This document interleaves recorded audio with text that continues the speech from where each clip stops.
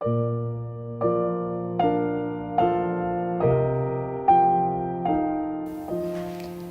Johannese kool on kogukonnakool. Ja mida see kogukonnakool siis tähendab? See tähendab seda, et see kool on täpselt seda nägu ja seda tegu, nagu see kogukond ise on.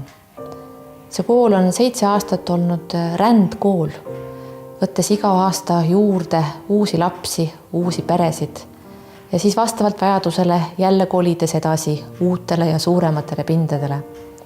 Ja kõik see aeg on meil olnud unistus sellest, et ühel ilusal päeval on meil oma maja ja oma õu, kus ringi joosta. See unistus hakkab nüüd teoks saama.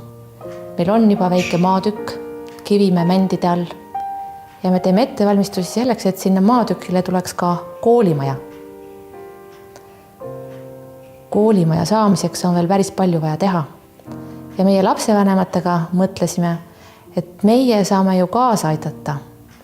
Ka siis, kui me näiteks igaüks teeksime väikese püsiannetuse oma pangas selleks, et koolile tuleks oma koolimaja. Uue koolimaja ehitamiseks on kindlasti vaja avarii väljapääsu lampe. Suurt raamatukogu, palju plaate, kipsplaate. 5 euro eest saab kindlasti ukselingi. Kindlasti on vaja nagu igasuguseid nagu puitu ja kivinetest kolima ehitada. Klaasist aatrumi. Suitsuanderit on vaja. 5 euro eest saaks kindlasti ühe telliskivi. Ja kindlasti on vaja tahvlilappi ja kriiti. 5 eurot on üsna väike, aga ka väga suur raha. Kui igaüks annaks uue koolimaja ehitamiseks 5 eurot kuus, teeks aastas juba tervelt 60 eurot. Kui aga annetajaid oleks 100, teeks see aastas kokku 6000.